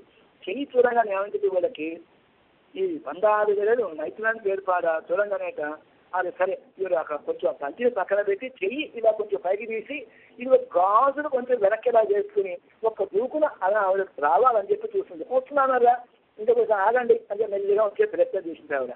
అయితే ఎప్పుడైతే ఆవిడ చెయ్యి ఇట్లా కొంచెం ఇలా గాజులతో చెయ్యిలా ఉందో, ఆ చెయ్యి చూశారు వీళ్ళు. చెయ్యి చూడగానే ఏమనిపించింది, ఎర్రగా చక్కగా కనిపించిందిట. ఎలా ఉందిట, మంచి ఆ ఎర్ర తామర ఎలాగో ఉంటుందో అది అలా కనిపించిందిట. కనపడగానే వీళ్ళు అంటున్నారు, ఏమన్నా దీంట్లో మనకి పండారు వేలు మైత్రులను చేర్పాడ, శంతామరై కయ్యాలు శ్రీరారు వలయుడుప్ప. శంతామరై కయ్యాలు, శంతామర అంటే ఏంటి, ఎర్రతామర. శంతామరై కయ్యాలు అంటే ఏంటి, ఎర్రతామరలు కోరినటువంటి శ్రీహస్తం ఏదైతే ఉందో శంతామర కయ్యాలు శ్రీరారు వలయుడుప్ప. వలయ అంటే ఏంటి, వలయములు. వలయములు అంటే కంకణములు, గాజులు ఇచ్చారు. అయితే శ్రీరారు వలయుడుప్ప ఎట్లా ఉండాలి, వచ్చేటప్పుడు మామూలు ఏదో శబ్దం లేకుండా రావటం కాదు, నీకు కృష్ణస్వామితో ఉండేటువంటి వారధర్యము, ఆ సంబంధాన్ని చక్కగా సూచించే విధంగా నువ్వేం చేయాలి, అదిగో చక్కగా గాజులు కడగలా చక్కగా మంచిగా చెప్పించే విధంగా నువ్వేం చేయాలి, చక్కగా వచ్చి రావాలమ్మా, నీకు చందామర కయ్యాలు శ్రీరారు వలయుడుప్ప బంద్ తెరవాలి, వచ్చి ఇదిగో ఈ ద్వారాన్ని తెరవలసింది. ఈ తెరిచి ఏం కావాలి, మేము నిన్ను చూసి మేమందరం కూడా ఆనందించాలి, మహిళ అంటే మేమందరం కూడా సంతోషించాలి అని చెప్పి అన్నారు. బాగా ఇందులో మనం కొంచెం కొంచెం లోతులు వెళ్ళినట్టయితే, ఇందు మదగడితన్ ఓడాద ఓడువలియం నందగోపాలను మరుమహలే నప్పిన్నారు అని చెప్పినప్పుడు, మదము సరించేటువంటి ఏనుగులు, మరి అటువంటి బలము కలిగినటువంటి మరి ఏదో మరి భుజబల పరాక్రమములు అంటాం కదా, అవన్నీ కలిగినటువంటి నందుడు. ఆ నందుల వారి యొక్క కోడలా అని చెప్పన్నారు. ముందుగా మనం ఈ అసలు ఏంటి దీంట్లో ముందు అటువంటి ఎటువంటి వాడు ఆ నందుడు అంటే, మాంసిక ఏనుగులతోటి పోరాడేటువంటి సమర్థత కలవాడు, ఏనుగు వంటి పదము కలవాడు, ఇట్లా అవన్నీ వర్ణించారు చక్కగా. వెనకంజ లేనటువంటి పరాక్రమం కలవాడు, ఏనుగులు కూడా కలవాడు అని చెప్పారు. అటువంటి వాడి యొక్క కోడలు అని చెప్పన్నారు ఈవిడికి. ఎందుకంటే దీంట్లో ఎవరైనా సరే ఒక్కసారి కనుక వివాహం అయిపోయి పుట్టింటి నుంచి అత్తారింటి కనుక వెళ్ళిపోయింది ఆరుదంటే, ఇక పుట్టింటి సంబంధం కంటే అత్తవారింట్లో ఆ సంబంధం చెప్పుకుంటేనే ఆరుదానికి గౌరవం అంట. అలాగే మనకు సీతమ్మ వారు ఉంది. సీతమ్మ వారు ఎప్పుడైతే లంకలో ఆంజనేయుడు కలుసుకున్నాడో, అమ్మా ఎవరు తల్లి అని చెప్పి అడిగినప్పుడు ఏం చెప్పాలి, ఎవరైతే వెతకడం కోసం వచ్చి తనే కనుక ఆ వెతికిన వ్యక్తికి దొరికినప్పుడు ఏం చెప్పాలి, అంటే నేనే సీతనండి అని చెప్పాలి కదా. అమ్మవారు అలా చెప్పలేదు కదా. ఏమంటామని తెలిసిన, నేను దశరథ మహారాజు గారి కోడల్ని. ఎటువంటి దశరథ మహారాజు అంటే, ఆ దశరథ మహారాజు గారు శత్రు సైన్య ప్రతాపినది అని చెప్పి చెప్తున్నారు. స్నుష దశరథస్యాహం శత్రు సైన్య ప్రతాపిన దుహితాజనకస్యాహం వైదేహస్య మహాత్మన. తర్వాత తండ్రి గారి పేరు చెప్పింటారు. తర్వాత మూడో పదం చెప్తుంది, భార్య రామస్య ధీమత. తల ధీమతులైనటువంటి రామచంద్రుడి యొక్క ఇల్లాదిని అంటుంది. అంటే మొట్టమొదటి ఏం చెప్తోంది, మహాపరాక్రమంతులైనటువంటి దశరథ మహారాజు యొక్క స్నుష అంటే కోడలి అని చెప్తుంది. దాని తర్వాత కూతురు అంటే ఏంటి, ఎప్పుడు పరమాత్మ తత్వనిష్ఠుడైనటువంటి జనక మహారాజు గారి కూతురుని. తర్వాత భార్య రామస్య ధీమత, రామచంద్రుడి యొక్క ఇల్లాది అని చెప్పాలి. ఇక ఉత్తమ ఇల్లాది యొక్క లక్షణం అంట. అయితే ఇక్కడ మనకేం చెప్పుకోవచ్చు, మనందరం సంసారంలో ఉన్నాం కదా. ఈ సంసారం అటువంటి జీవుడు మనందరం కూడా. అంటే ఈ సంసారం ఎలా ఉంటుంది, ఈ జీవుడికి ఇది ఇక్కడ పుట్టిందుట, మనకి పరమపదం భగవంతుడికి నిత్య సాన్నిధ్యం ఏదైతే ఉంటుందో అది ఆ పరమపదమైనటువంటి జీవుడికి అత్తవారిల్లు లాంటిదిట. ఒక్కసారి వివాహమై కనుక ఆడపిల్ల అత్తవారింటికి వెళ్ళినట్టయితే ఏం చేస్తున్నట, పాత జీవితాన్ని స్మరించదుట. అక్కడ కొత్త లోకాన్ని ఎలాగైనా కోరుకున్న ఆనందంగా ఎలా ఉంటుందో అత్తవారింట్లో అలాగే. కాబట్టి కదేంటి మనకి ఇందు మదగలిత్తం ఓడాద తోడు వడియం నందగోపాలను మరుమహలే నప్పిన్నాయి అంటున్నారు. కాబట్టి ఏంటి, ఈవిడి కూడా ఎట్లా ఆ నందగోపుల వారి సంబంధం, నందగోపునుడే కోరిక, నందగోపునుడే అని చెప్తే ఆ కృష్ణుడికి ఆనందం అంట. అలాగే నందగోపుల వారి కోడలు మరుమహల్, మహల్ అంటే ఏంటి కూతురు, మరుమహల్ అంటే ఏంటి కోడలు అన్నమాట. అయితే మరుమహల్ అని ఇట్లా ఆ సంబంధం చెప్తే ఈవిడికి కూడా చాలా ఇష్టంట. అయితే మనకు ఒక చిన్న సందేహం రావాలి ఇక్కడ. మరి నందుడు ఉన్నాడు, నంద మహారాజు, ఈయన దగ్గర ఏముంటాయండి? ఈయన దగ్గర ఇప్పుడు కూడా మన బర్రెలు, గేదెలు అంటాం కదా, గేదెలు బర్రెలు ఇవి ఉంటాయి. తర్వాత ఆవులు ఉంటాయి. ఇవి కదా ఈయన దగ్గర ఉండేవి, ఇవి కదా ఈయనకు సంపద. అంటే ఎలా ఉండాలి, మంచి కొంచెం పెద్ద సైజులో ఉండొచ్చు, గౌరీ గేదెలు ఇట్లాంటిలాగా ఉండొచ్చు ఆయన దగ్గర. కానీ ఇక్కడ ఏమంటున్నారు, ఈ ఏనుగులు అని చెప్పి ఒక పదం వాడి మనం అంటాడుతుంది. అంటే దాంట్లో పదం అసలు మన కృష్ణుడే ఒక చిన్న ఏనుగు గుణలా ఉంటాడు ఈయన. అటువంటి కృష్ణుని కలిగినటువంటి నందుడు అని చెప్పి మనం చెప్పొచ్చు. తర్వాత ఈ మద జలము చక్కగా సేవించేటువంటి కృష్ణుడు అని చెప్పని. అయితే మన పెరియాడు వారు కూడా అలాగే వర్ణిస్తారు, చక్కగా మద జలం కారేటువంటి కృష్ణుడు అన్నట్టుగా అనగా చొట్టు చొట్టు చొట్టు ఎన్నో అని పెరియాడు వారు తిరుమలలో మనం చెప్తారు. ఎలా ఆ పిల్లాడు ఎలా ఉన్నాడు, చక్కగా పొట్లు కింద అలా కారుస్తూ ఉన్నాడని చెప్పి అంటారు, మన పెరియాడు వారు చక్కగా వర్ణిస్తారు. తర్వాత ఇంకో దగ్గర చెప్తారు, తెన్నానాయ్ వరవానాయ్ కులపాలానాయ్ కులపాద మదయానాయ్. ఓ దక్షిణ దిక్కులోని వాన గజమా నా ఏనుగా అని పిలుస్తారు. ఉత్తర దిక్కులో ఉండే గజమా, పడమర దిక్కులో ఉండేటువంటి గజమా, తూర్పు దిక్కు ఉండేటువంటి గజమా, ఇన్ని గజాలైన కొండగా ఉండు మరగలుతో నోరాలతోడు వలయం నంద గోపాలను మరమహలే నప్పిన్నాయని చెప్పండి. అయితే ఈయన ఎప్పుడైతే వస్తాడో నందవ్రజానికి మన ఆయన రాదు కదా, ఆయన కూడా వసుదేవుడు కూడా, ఆయన వెనకలో చాలా ఏనుగులు వచ్చాయట. మరి ఈ ఏనుగులు ఎలా ఉంటాయో ఇంచుమించు ఈ మన నంద మహారాజు యొక్క ఇవి ఏవైతే ఉన్నాయో ఈ పెద్ద పెద్ద గేదెలు, గౌరీ గేదెలు లాంటివి ఇంచుమించు ఒకే సైజులో ఉంటాయట. అయితే మరి వీటికి ఫుడ్ ఎక్కడ, ఏనుగులకి మనం పెట్టే ఆహారం ఈ గడ్డి గదం సరిపో, వాటికి అరణ్యానికి వెళ్ళి తినాలి. అయితే ఇవి కూడా పాపం మేత కోసం వెళ్తాయి కదా, ఈ ఎనుములు ఏవైతే ఉంటాయో ఈ గేదెలు, వీటితో పాటు ఇవి కూడా కలిసి అరణ్యానికి ఆహారానికి వెళ్తుండేవి. ఇదితే విశేషం. అయితే ఎంత స్నేహం ఉంది వీళ్ళిద్దరికీ కూడా అంటే, రామ సుగ్రీవుల మైత్రి లాంటిదే ఈ వసుదేవుడు నందుడి యొక్క మైత్రిక వేలు. అయితే ఎంత గొప్ప మైత్రి అంటే, ఆనాడు అందరూ కూడా లంక దగ్గరికి ఇంకా వెళ్ళి అటాక్ చేయాలంటే ముందుగా రావణాసురుడు అక్కడ భవనం నుంచి చూస్తున్నాడు. ఇక్కడ సుగ్రీవుడు రాముడు వీళ్ళిద్దరూ ఇక్కడ ఉన్నారు. రాముడికి చెప్పకుండానే వెంటనే ఒక గంతు వెళ్ళి వాటితో యుద్ధం చేసి కిరీటాన్ని పడేసి వాడిని గాయపరిచి వెంటనే ఒక గంతులో మళ్ళీ వచ్చి చేస్తాడు మన స్వామి దగ్గరికి. ఏమయ్యా, ఇలాంటి వాళ్ళు రాజులు ఇలాంటి సహజ కృత్యాలు చేయడం ఏమన్నా బాగుంటుందా చెప్పు, నీకేమైనా అయితేనో అంటాడు రామచంద్రుడు. అంటే ఏమిటి, నీకేమైనా అయితేనో అంటే ఏమిటి, దీనిలో కూడా రావణాసుడు యుద్ధం చేసి వాడు చనిపోవడం తప్ప ఇంకోటే ఉండదు కదా. కానీ ఆ పేరు కూడా తన స్నేహితుల విషయంలో చెప్పడం అనేటువంటిది స్వామికి ఇష్టం ఉండదు కదా. కాబట్టి అది కించిత్ సమాపనికి కార్యం సీతయామమ, నీకు ఏదైనా చిన్న ఆపద కలిగిందనుకో, నాకెందుకయ్యా ఇంకా ఈ సీత దేనికి, ఇంత యుద్ధం దేనికి, పని దేనికి, మరి ఏం చేస్తారండి మీరు అంటే, ఒకవేళ కనుక నీకేమైనా అయ్యిందనుకో, నేను తర్వాత విభీషణుని పట్టాభిషిక్తుని చేసి ఇదో ఈ సముద్రంలో పడి మరణిద్దామని చెప్పని అనుకుంటున్నానయ్యా అన్నట్టుగా చెప్తాట రామచంద్రుడు. కాబట్టి అలాంటి స్నేహం రామ సుగ్రీవుల మైత్రి ఎంత గొప్పదో, ఇక్కడ కూడా వీరమైత్రి కూడా అంత గొప్పదిట. అయితే ఇక్కడ ఉండు మరగలితన్ ఓడాల తోడువలియన్ నందగోపాలను మరుమహలే నప్పిన్నాయి కందం కమలం కులది కథ ఈ తీరవాయి అంటున్నారు, గది తీయాలి అంటున్నారు. ఇక్కడ మనకి ఒక చిన్నపాటి ఆక్షేపణ కనిపిస్తుంది నా పిల్లల మీద గోపికలకు. ఎందుకంటే వీరందరూ ఎలా ఉన్నారు, దీంట్లో మై ఎత్తడుదో మలరిట్టునాముడియో, మేము కాటుగా దిద్దుకోము, పుష్పములు మా సిగదో మేము తురుముకోము, పూలదండలు ఇచ్చారు. అయితే మరి ఇక్కడ ఈవిడెలా ఉందండి, లోపల చక్కగా కాటుకు దిద్దిన కళ్ళు, తర్వాత ఏమో చక్కగా ఆవిడ మొత్తం పుష్పాలన్నీ కూడా సిగలో అలంకరించి పడుకోవటం, ఇది న్యాయం అన్నట్టుగా ఆక్షేపిస్తున్నారు.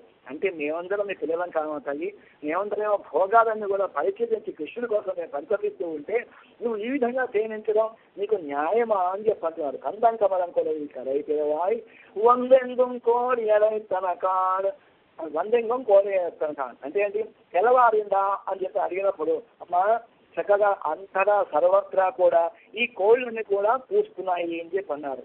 వందియంగం కోడి తనక చెప్తూ మాదది పందల మేల పరకాలు కుయిలినంగల కోవిన కాను.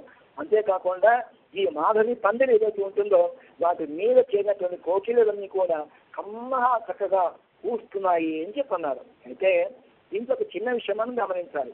ఈ ఏవైతే ఉన్నాయో మనకు ఈ కోడికి అనేటప్పుడు ఒక చిన్న రహస్యం ఉంది. కోడి లక్షణం ఏంటి, అసారాన్ని మొత్తం అంతా వదిలేసి సారమైన దాన్ని గ్రహించేటువంటిది కోడి. తమిళ మనకు సాగుతుందంట, కుక్కై పోడి విక్కుం కోడి పోడి విక్కుం అలా ఉండాలి శివైష్ణవ లక్షణం. ఇది ఏం చెప్పంటారు, కుక్కై పోడి విక్కుం అంటే ఏంటంటే, కుక్కై పోడు అంటే కుక్కై అంటే కొంగ అలా ఉండాలి. ధ్యాన ఏకాగ్రత లోపల ఏం కావాలో పరమాత్మ ధ్యానం లోపల ఒక కొంగలాగా ఉండాలి అని చెప్పి అంటారు. అలాగే కోడి పోడి విక్కుం అంటే కోడిలాగా ఉండాలి అని మరొక లక్షణం. అంటే కోడిలా ఉండడం అంటే ఏమిటి, కోడి ఉండాలనుకోండి చెత్త ఉంటుంది. మీరు పొరపాటున బంగారు నాణ్యాలు కానీ లేకపోతే ముత్యాలు చేశారు అనుకోండి, దానికి సంబంధం లేదని అవన్నీ నెట్టిగా వేస్తుంది కోడి. నెట్టేసి దానికి కావాల్సిన సారమైనటువంటి ఆహారం ఏదైతే ఉందో అది మాత్రమే అది స్వీకరిస్తుంది. అలా ఉండాలి అని చెప్పంటారు. తర్వాత కోకిలలు ఉన్నాయి. కోకిలకి ఏమిటంటే పేరు, కోకిలకు ఒక పేరు ఉంది, పరభృత్ అంత అనే పేరు. అంటే ఏంటి, ఈ కోకిల అంటే వేరే వేరే మీద ఆధారపడుతుంట, దానికి పొడిగేటువంటి శక్తి దానికి కోకిలకు ఉండదుట. ఇదేం చేస్తుంది, పాపం పిచ్చికాకి ఆ కాకి దగ్గర తీసుకెళ్ళి తన కూట్లు కూడా నెలిగా చేరుస్తుందిట.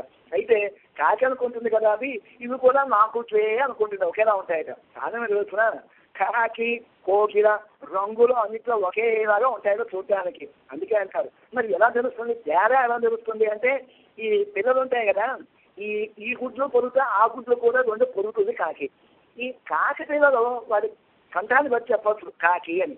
కోకిలలు ఇవి అరుస్తున్నప్పుడు కమ్మగా ఉంటుంది కదా, దాన్ని బట్టి పూర్తిగా అప్పుడు ఇవన్నీ వెళ్ళిపోతాయి ఇవన్నీ కూడా. అందుకే అంటారు ఏం భేదం అండి వీటి రెండింటి మధ్య అంటే, కాక కృష్ణ ఇక కృష్ణ ఓ భేద ఇక దాకయో అంటారు. అంటే ఏమిటి, కాకి నల్లగానే ఉంటుంది, కోకిల నల్లగానే ఉంటుంది. ఏమిటి తేడా వీటి మధ్యన అంటేను, వసంతకాలే సంప్రాప్తే కాక కాక పిక పిక అంటారు. అంటే వసంతం వచ్చినప్పుడు తెలుస్తుంది దేని రంగు దేని రుచి అటువంటిది ఏనటువంటిది. అంటే వసంతకాలం వచ్చినప్పుడు ఇదంతా కోకిలలు కూర్చాయి కదా కమ్మగా, దాన్ని బట్టి గుర్తుపడతారు ఇది ఫలానా అని చెప్పాను. అలాగా అయితే కోళ్ళని మనం ఏం చెప్పచ్చు, కోకిలను ఏమని చెప్పచ్చు మనం స్వపదేశంలో అంటే, కోకిలలు ఒక దగ్గర ఉండేవి కావు, అంతా చెట్ల మీద ఉంటూ అలా తిరుగుతూ మొత్తం తిరిగి ఏం చేస్తాయి, తమ కమ్మటి మధుర స్వరంతో మొత్తం అంతా కూడా ప్రపంచం అంతా కూడా ఒక తీయదనాన్ని వ్యాపింపజేస్తాయి. ఒక కమ్మటి తమ పూజల్ని వాటిని ఒక స్వరాన్ని వ్యాపింపజేస్తాయి. ఇది ఎలా ఉంటుందంటే, చక్కగా 108 దీక్షేత్రాలు చక్కగా తిరుగుతూ భారతావని అంతా కూడా తిరుగుతూ మొత్తం అందరికీ కూడా భగవద్ వైభవాన్ని సాటేటువంటి మన ఆళ్వాళ్ళు ఎవరుతున్నారో దిగసూళ్ళు, అదిగో కోకిలను వాటితో పోలుస్తారు. కోకిలను మనం ఆళ్వాళ్ళని మనం గుర్తుంచుకోవాలి. మరి కోళ్ళలో మన కన్నడై మొదలై ఆండాన్ స్వామి ఇట్లాంటి వారు మన గోమడతారు అని ఆ వంశం మనవాళ్ళు అదే మన పూర్వాచార్యులు ఎవరైతే ఉన్నారో డాక్టర్ నంజీర నంబిళ్ళ ఇట్లాంటి మహానుభావులు అందరూ కూడా ఏం చేస్తారట, వాళ్ళు ఎక్కడికి కూడా వెళ్ళరు, కానీ ఉన్న దగ్గరే దగ్గర వెళ్ళినా కొన్ని దూరం వెళ్తారు మళ్ళీ వచ్చేస్తారు. అంటే కోడి ఎంత దూరం పోతుందండి, ఎంత దూరం పోతాను తన పిల్లలు ఎక్కడ ఆ ఇల్లే రోజున అంతవరకు ఆ వాతావరణమే ఉంటుంది. అలాగా స్వయం ఆచార్య పురుషులు ఎవరైతే ఉంటారో, మహాపురైన వాళ్ళు ఎవరైతే ఉంటారో, ఆచార్య పురుషులు ఎవరైతే ఉంటారో వాళ్ళు ఇదిగో ఈ కోడి అని చెప్పినప్పుడు వీళ్ళు ఏం చేస్తారు, అసారమైన దాన్ని వారి చెత్త అంటే చాలా ఉంటుంది, అది రకాల కొన్ని చాలా గ్రంథాలు ఉంటాయి. అందులోపల నుంచి మనకి ఏ అవసరము ఏది సారభూతమైనటువంటివి అవి మాత్రమే తీసి మన శిష్యులకు అందరికీ కూడా అందించేది మహానుభావులు. అది కోళ్ళు అనగానే మనం వాళ్ళని గుర్తు పెట్టుకోవాలి. నాదే పందల మేలు పలకాలకు ఇల్లంగలు కూండిన కాను పందారు విరలి మన మైత్తునను పేర్పాడ అని. ఇప్పుడు ఏంటి, ball is in your court and my court అనేది అంటుంటారు కదండి. అది అలాగే అంటే దీని లోపల వీళ్ళు ఆడుకున్నప్పుడు ఈ తంతి అమ్మవారి చేతిలో ఉంటుంది. మనం చెప్పుకున్నాం కదా, ఇది ఎలా ఉంటుందట, ఈ లేదా విభూతి నిత్య విభూతి అనేటువంటి ఈ బంతి ఈ లోపల ఎందుకు కలిపితే ఒకటి. అయితే ఇది ఏముంటుందట, ఇప్పుడు ఈ బంతి ఎవరి చేతిలో ఉంది, అమ్మవారి చేతిలో ఉంది. అంటే ఏంటి, భగవాను చేతిలో ఉంటే తన ఇష్టం చేస్తారు, అమ్మవారి చేతిలో ఉంటే ఇప్పుడు అమ్మవారు తన ఇష్టం చేతిగా చేస్తుంది. అంటే ఏమిటి, ఈ జీవులందరినీ కూడా కాపాడి రక్షిస్తున్నట. ఇంతకీ మీరు వచ్చిన పని ఏంటి? పందారు విడలి ఉనుమైస్తున్న పేర్పార శంతామర కయ్యాల శ్రీరారు వయడిప్ప అంటే మేము ఈ భావగాన్ని చక్కగా పాడదామని చెప్పని వచ్చామన్నా, ఆయన కీర్తిద్దామని చెప్పని వచ్చావు అని చెప్పి అంటున్నారు. అలాగా కీర్తించడమా అంటే ఎలా ఉంటుందంటే, ఇది ఇప్పుడు మన అమ్మాయిని దీంట్లో గదిలో పంపించిన తర్వాత దాని లోపల ఉన్నప్పుడు దీని లోపల ఇట్లాంటివి కొన్ని వేడుకలు అనేది జరుగుతూ ఉంటాయి. ఈ గదిలో పంపించేటప్పుడని బయట వీళ్ళు నువ్వు ఎవరు అని అనటం, మరి లోపల వాళ్ళు సమాధానం చెప్పడం, మరి బయట వాళ్ళు సమాధానం చెప్పడం, ఇట్లాంటి కొన్ని వేడుకలు ఉంటాయి. ఈ కృష్ణస్వామి పాపం ఎక్కడెక్కడో తిరిగి వచ్చారట. పాపం ఆయన పనులు చాలా కదా, ఎక్కడెక్కడో తిరిగి వచ్చారు. తిరిగి వస్తే పాపం సత్యభామకి కొంచెం కోపం వచ్చిందిట, రణయ కోపం వచ్చి లోపల పడుకుందిట. పడుకుంటే ఈయన వచ్చాడు, మెల్లిగా తలుపు కొట్టాడు. ఏమవుతుంది అందుకో తలుపు ఇట్లా చేస్తే కొంచెం తగట తలుపు కొట్టాడు. కొట్టంగానే లోపల ఉన్నటువంటి సత్యభామ అడుగుతుందన్నమాట. ఇట్లా ఈ విధంగా వచ్చి ఆ ధాతి కూడా వచ్చి నేలతో తలుపులు కొట్టేవారు ఎవరు అంటే ఈయన చెప్పారు, స్వామి నేను సత్య మాధవుడిని అంటాట. మాధవుడు అంటే ఈయన ఉద్దేశం ఏమిటి? నేను లక్ష్మీపతిని అని చెప్పి ఈయన ఉద్దేశం.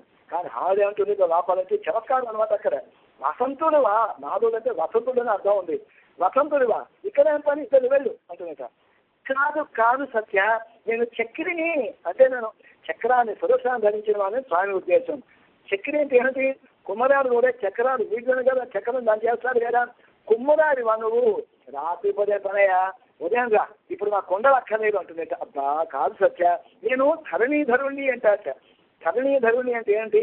శ్రీ వరాహస్వామి అని ఈయన ఉద్దేశం. శ్రీ మహావిష్ణు అని చెప్పడం. ధరణీధరులను వారు ఎవరండి? భూమి నిమోత్సవం ఆదిశేషుడా అమ్మ అంటుంది లోపల సత్యభామ. ఆదిశేషుడువా? అమ్మో అమ్మో అమ్మో, నాకు పాము అంటే చాలా భయం అయ్యా, అయినా ఇక్కడికి ఎందుకు వచ్చావయ్యా? నీ స్వామి మా ఇంట్లో లేదు అని చెప్పప్ప. నేను అలా కాదు, నేను భయంకర సర్పాలు నేను మర్దించేవాడిని అని ఈయన ఉద్దేశం. ఏంటి? కాళీయ మర్దనుడు అని చెప్పని ఈయన ఉద్దేశం కృష్ణుడు. ఆవిడంటున్నట్టుగా ఓహో ఆవును చంపిపట్టి రక్షించేవాడు గరుత్మంతుడు కదా. ఏమంటుంది? గరుత్మంతుడుగా నీ స్వామి మా ఇంట్లో లేడు, అయినా ఇప్పుడు ఇక్కడికి ఎందుకు వచ్చావు గరుత్మంతుడా అని చెప్పి అంటున్నట. అనగానే అబ్బా చంపుతున్నావే సత్య, నేను హరిని అంటాట స్వామి. గుర్తించలేవా? నేను హరిని అంటాట. ఓహో హరివా అంటే నువ్వు కోతివా? ఇదిగో నువ్వు అదికెళ్ళి నీ కోతి కొమ్మతున్నాడు, అక్కడ ఆడుకో, నీ కోతికి అసలు ఇది స్థానం కాదు, వెళ్ళు అని చెప్పి అంటుంది సత్యభామ. అప్పుడు స్వామి నేను ఓడిపోయాను సత్య, నేను శ్రీకృష్ణుని తలుపు తెరవే అని చెప్పని ప్రార్థన చేస్తే అప్పుడు తలుపు తెరుస్తున్నట అమ్మ. అయితే దీంట్లో మనకు ఇలా ఉంటుంది. ఈ యొక్క దంపతులు కానీ వాళ్ళ కొంత వేడుకలు కానీ ఇట్లాంటివన్నీ ఉంటాయి. అయితే వీళ్ళు ఎప్పుడైతే ప్రార్థన చేశారో వెంటనే అమ్మవారు గొప్ప లేచి రాబోయేదిట. వచ్చేటప్పుడు వీళ్ళు అంటున్నారు, అలా కదమ్మా, నువ్వు రావటం వల్ల రావచ్చు, ఏదో మామూలుగా కామ్గా వచ్చి తలుపు తెరవటం అట్లా ఉంటుంది. మాకు ఎలా కావాలి? చక్కగా ఏదైతే ఉందో నీ చెయ్యి మేము చూసాం, ఎలా ఉంది? చందామర కయ్యారు శ్రీరారు వయడుప్ప, చక్కగా ఎగబారినటువంటి ఎగతామరల వంటి నీ నేత్రం ఏదైతే ఉందో, ఎగతామరల వంటి నీ చేతులు ఏవైతే ఉన్నాయో దాంతో గాజులు చక్కగా పైకి తోసుకొని కాకుండా శబ్దం వచ్చేలాగా కలగరా శబ్దించే విధంగా వచ్చి నువ్వు రావాలి, మాకు వస్తే మేము ఆనందిస్తామని చెప్పి అంటున్నారు. ఎందుకు తామర దాంతో పోల్చారు అంటే, ఈ తామరకు ఉండేటువంటి లక్షణం ఎలా ఉంటుంది? అది దానికి కొన్ని లక్షణాలు ఉంటాయి. సౌందర్యం ఉంటుంది, సౌకుమార్యం ఉంటుంది, సౌగంధ్యం ఉంటుంది. ఈ మూడు కలిగినటువంటి ఎర్రతామర వలె ఉంటుంది.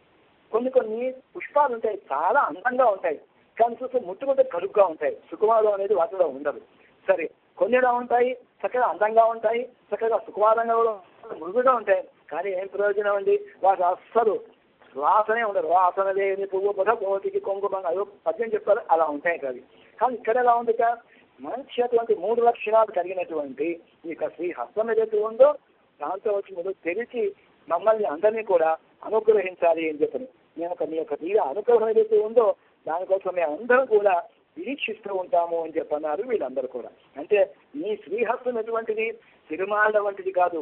నీ శ్రీహస్తం తిరుమాళ్ళు కూడా ఇస్తారు అభయం, కానీ నువ్వు కూడా వచ్చి ఇచ్చేటువంటి అభయం ఎలా ఉంటుందంటే, ఆయన అన్నాడు, భగవానుడు గీతలో చెప్పాడు, మా శిక్ష ఏలవకండి అని చెప్పన్నాడు. తిరుమాళ్ళ యొక్క ఎర్రతామర వంటి హస్తం కాదమ్మా నీది. భవేయం శరణం శివ, భవేయం శరణం శివ అంటే ఏంటి? ఎవరన్నా వచ్చి ఆయన ఆశించిన వాళ్ళే కాపాడుతాడు. కానీ ఇక్కడ ఎలా ఉంటుంది? పాపులైనప్పటికీ అక్కడ దుష్టులైనప్పటికీ కూడా రక్షిస్తానన్నటువంటి సీతాపిరాటి ఆవిడ చేతి కై చూసేటువంటి ఎలా ఉంటారో మేము కూడా మీ సింహాసనం కలిసి మేము చూస్తున్నామన్నా. అలాగే భగవాన్ అంటారు, మీరు వచ్చే పాపాలు ఏవన్నీ ఉన్నాయి, భయపడద్దు, ఎంత పాపాలు చేసి మీరేం భయపడకండి అని స్వామి అభయం ఇస్తారట. సర్వధర్మాన్ని పరిత్యజ్యమేకం సర్వవ్రజ అహంతో సర్వపాపేభ్యో మోక్షయిష్యామి అంటాడు. అది పాపాలకు మీరు భయపడకండి అంటారట. అయితే అమ్మవారు ఏమంటున్నా తెలుసునా, పెరుమాళ యొక్క స్వతంత్రం ఏదైతే ఉంటుందో దానికి మీరు భయపడకండి అన్నటువంటిది మన పెరియ పిరాటి ఆవిడికి అదే అంట. అలాగే పెరుమాళ్ళు ఎప్పుడు నీ చేయి పట్టుకోవాలో, ఎప్పుడు నీ చేయి పట్టుకోవాలని తప్పిస్తూ ఉంటారట స్వామి. అటువంటిదమ్మా నీ శ్రీహస్తము, అది మాకు కావాలి అని చెప్పని అంటున్నారు. వచ్చి ఆ విధంగా మాకు దర్శనం ఇవ్వాలి అంటున్నారు. అయితే దీంట్లో మనకు మహిళందు అని ఒక పదం వాడారు. మహిళందు అంటే ఏమంటే, మేము వచ్చి సంతోషించి ఇక్కడ వచ్చాం, పొద్దున్నే నీ సన్నిధికి వచ్చాం, వచ్చిన ఫలంగా నువ్వు కనుక తలుపు తెరిచి కనుక బయటకు వచ్చినట్టయితే నిన్ను చూసి మేమందరం కూడా సంతోషించాలి అన్నమాట. ఎందుకు వీళ్ళందరూ ఒక రకమైనటువంటి ఉపవాసంలో ఉన్నట్టు వీళ్ళందరూ కూడా. ఏమిటి దీంట్లో ఎటువంటి ఉపవాసం అంటే కృష్ణుని ఆ యొక్క కృష్ణ సంశ్లేషాన్ని పొందకపోతేనే వీళ్ళు పొందేటువంటి ఉపవాసం.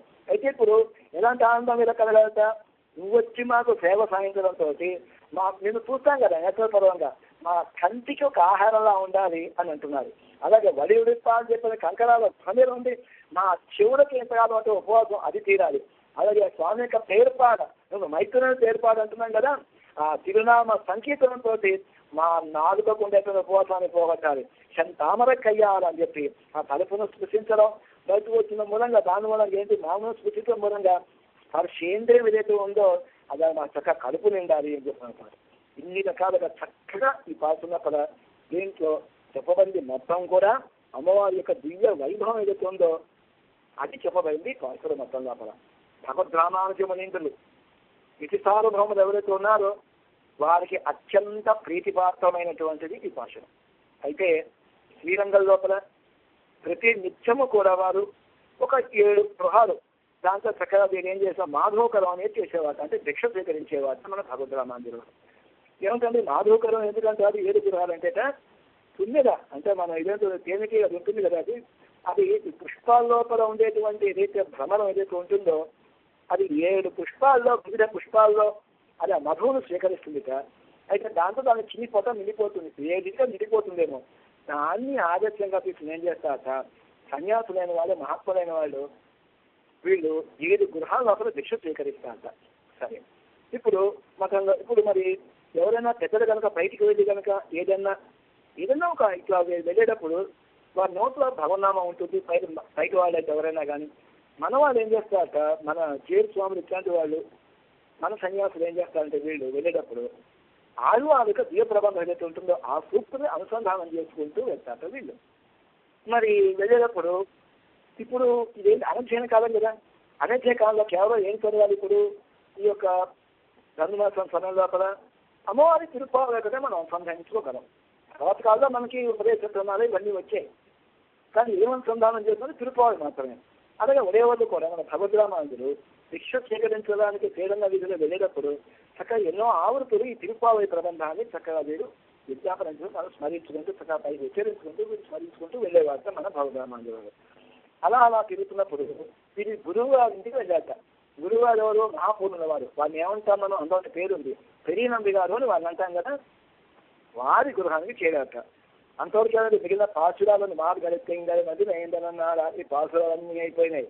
చక్కగా వారు ఇంటి ముందుకు వెళ్ళంగానే అక్కడ వెళ్ళగానే వాళ్ళ టైం వస్తారు, ఏదో వినిపిస్తోంది లోపల వాళ్ళు భిక్ష వేయడానికి కదా బయటకు వస్తున్నారు లోపల నుంచి. పెరియనంబి గారు అనుష్ఠానంలో ఉన్నారు.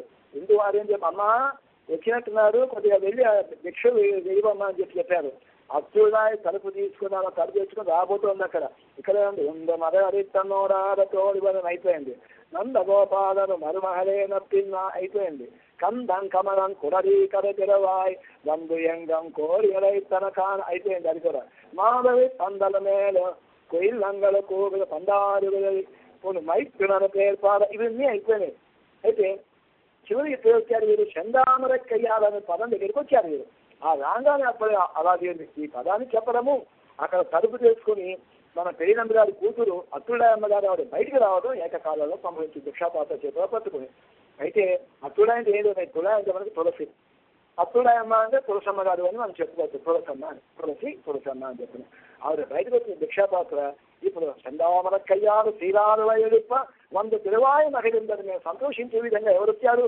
సాక్షాత్ నప్పిన పిలాతే వచ్చిందని తలుచుకున్నారేమో. మన భగవద్రామాంజీ వారు వచ్చిన గురుపుత్రిక లోపల నప్పిన పిలాతే చూశారు. సాక్షాత్తు ఏం చేశాట? సాష్టాంగ దండ ప్రణామం ఆచరించాట. అలా పడి ఉన్నారు. మళ్ళీ రామాంజీ వారు పైకి లేచే ప్రయత్నం చేయలేదు. ఆ భావ సమాధిలో అలాగే ఉండిపోయారు. బయటకు భిక్ష వేయడానికి వెళ్ళిన అమ్మాయి లోపలికి రాదు. 5 నిమిషాలైంది, 10 నిమిషాలైంది రాదు. అసలు ఏం జరిగింది, ఏం జరుగుతోంది అని వెంటనే మన పెరినంద్ గారు బయటకు వచ్చాక, బయటికి రాగానే ఈ అమ్మాయి ఏమో చేతిలో భిక్షాపాత్ర పట్టుకొని దిగ్భాంతపోయి చూస్తోంది. ఎందుకని? సకల లోకాలకే ఆచార్య జగద్గురు అయినటువంటి భగవద్రామాంజీ వారు ఎక్కడ చిన్నపిల్లలు నా ముందు ఈయన సాష్టాంగ బద్దమా ఎంత అని సంభ్రమాన్ని కూడా దిగ్భ్రాంతి ఆవిడ ఉంది. ఇక్కడ ఈయన పరవశించిపోయి ఈ మీద పడుకుని ఉన్నారు. రామాంజుల వారు ఎట్లాగా చక్క సాష్టాంగం చేస్తూ అలా పడతారు. వెంటనే వెళ్ళాక మెల్లిగా మన రామాంజుల వారిని భుజాలు పట్టుకుని పైకి లేపి అప్పుడు చూసాక ఆచార్య వారిని చూసిన తర్వాత అన్నట్టు ఒక మాట అన్నట్ట. ఏమని? తిరుప్పావై పాశురంలో దీని చక్కగా ఉండు మరిగట్ట పాశురం అనుసంధానం అయిందా? జియా జియా అంటే జియర్ స్వామి అన్నట్టుగా. అంటే దీని లోపల తిరుప్పావై ఇంత చక్కగా మీలాగా అనుసంధించేవాళ్ళు ఇంతవరకు మాకు కనపడలేదు స్వామి. కాబట్టి మీ పేరు ఏమిటి? ఈ రోజు నుంచి కూడా శ్రీకీర్తి యతి. శ్రీకీర్తి యతి అంటే శ్రీకీర్తి అంటే తిరుప్పావై, యతి అంటే సన్యాసి. శ్రీకీర్తి యతి అంటే ఆ రోజు నుంచి కూడా మన పెరినందు గారి శ్రీముఖం ద్వారా ఏమొచ్చినట? తిరుప్పావై జియత్ అనేటువంటి తిరునామం మన భగవద్రామాంజుల వారికి వచ్చినట. అంటే మనం కూడా చేస్తాం తిరుప్పావై. తిరుప్పావై 4 రోజులు మన చక్కగా నిష్ఠతో మనం అంతా చేస్తాం. అయిపోయిన తర్వాత అయిపోయింది కదండి, వ్రతం అయిపోయింది కదండి, మా తీర్చేదంతా అయిపోయింది కదండి అని చెప్పి పుస్తకాన్ని ఎక్కడో గుర్తులో పెడతాం, మళ్ళీ మనం చదవం. కానీ ఇట్లాంటి మహాపూర్వక ఆచరణ వల్ల మనకి ఏం తెలుస్తుందంటే ప్రతి నిత్యము కూడా తిరుప్పావై వెళుతుందో దాన్ని చక్కగా అనుసంధించాలి. దాంట్లో మాధుర్యం శ్రీసూక్త వైభవాన్ని మనందరం కూడా గ్రహించి దాని అంతా కూడా మనసులో మనం ఆనందించాలి. తర్వాత అమ్మవారు చేసినటువంటి సూక్తులు అవుతున్నాయో మనం నిత్య జీవితంగా మనం ఆచరించాలి. తర్వాత ఎవరైతే ఆ ఆచార్యపుత్రులను చూడంగానే ఆయనకి ఏం భావం కలిగింది? నప్పిన పిలాతన భావం కలిగింది. మన అందరికీ కూడా ఎలాంటి భావం కలగాలి? పరస్త్రీలు ఎవరిని చూసినప్పటికీ కూడా వాళ్ళు సాక్షాత్ మహాలక్ష్మి స్వరూపం, అందరూ కూడా గోదాదేవి స్వరూపం, మన నీలాదేవి స్వరూపం. ఇట్లాంటి భావన కనుక మనం కనుక ఉంటుంటే ఎటువంటివి ప్రపంచంలో ఎన్నెన్నో మనం చూస్తుంటాం.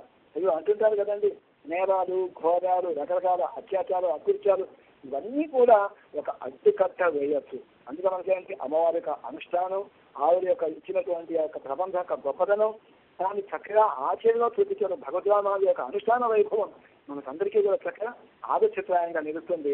ఇటువంటి అత్యద్భుతమైనటువంటిది ఈనాటి పాశురం. అయితే ఈ పాశురాన్ని మనందరం కూడా కలిసి చక్కగా దీన్ని అధ్యయనం చేద్దాం. దీని లోపల చక్కగా మేము చెప్తుంటాం, మీరు కూడా దీన్ని చెప్పండి. ఈ రోజు దీనికి విశేష పాశురం ఉంటారు, అంటే భగవద్రామాంజీ వారికి ప్రీతికరమైనటువంటి పాశురం కాబట్టి. అంతేకాకుండా ఈరోజు విశేషంగా చక్కగా చక్కెర పొంగలి వంటి మధుర పదార్థాన్ని తీసి దాన్ని చేసి భగవంతుడికి నివేదన చేస్తారు. జై శ్రీమన్నారాయణ. జై శ్రీమన్నారాయణ. உந்து மதகளித்தன் ஓடாத தோல்வழியன் ஓடாத தோல்வழியன் நந்தகோபாலன் நந்தகோபாலன் மருமகளே மருமகளே நாய் நப்பின்னாய் நம் கமழும் குழலி நம் கமழும் குழலி கடை திறவாய் கடை திறவாய் எங்கும் அந்து எங்கும் தனகால் தனகான் மாதவி பந்தலுமேல் மாதவி பந்தலுமேல் கால குயிலினங்கள் பல்கால் குயிலினங்கள் பூவினகால் பூவினகான் அந்தாறு விரலி அந்தார் விரலி துணன் பேர் பாடா உண்மை துணன் பேர் பாடா தாமரை கையாள் செந்தாமரை கையாள் ஈராறு வளையொழிப்ப ஈராறு வளையொழிப்பா திரவாய் வந்து திரவாய் இருந்து ஏலோரெம்பாவாய் மகிழ்ந்து ஏலோரெம்பாவாய். ஆண்டாள் திவ்ய திருவடிகளே சரணம். ஆண்டாள் திவ்ய திருவடிகளே சரணம். கிருஷ்ணநாளிகாபந்த கணபந்துர ஜிஷ்ணவே விஷ்ணுச்சித்த தனோஜாயை கோதாயைருநித்யமங்கலம். ஸ்வஸ்தி பிரஜாபே பரிபாலயந்தாம் न्यायेन मार्गेण मयीं महिष वो ब्राह्मणेभ्यः शुभमस्तु नित्यं लोकाः समस्ताः सुखिनो भव.